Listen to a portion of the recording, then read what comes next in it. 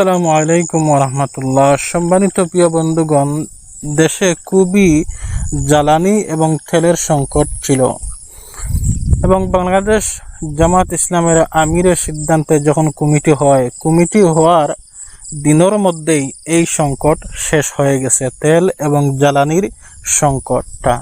সম্মানিত প্রিয় বন্ধুগণ, তাহলে আপনারা একটা জিনিস এবার লক্ষ্য করে দেখেন, যদি বাংলাদেশ জামাত ইসলামের হাতে এই দেশটা তুলে দেওয়া হয়, তাহলে অবশ্যই এই দেশ এর দ্বারা প্রমাণিত হয় যে এই দেশ সুন্দর এবং শান্তিতে এবং নিরাপদে থাকবে।